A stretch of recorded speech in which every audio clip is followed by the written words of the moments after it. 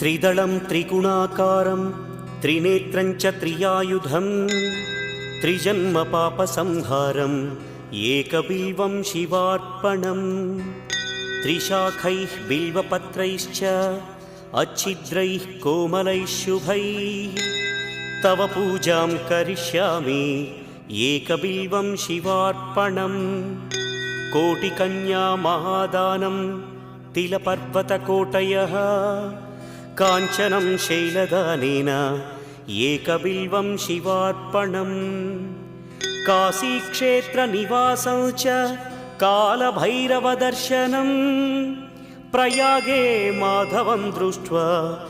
एकबिल्वं शिवार्पणम्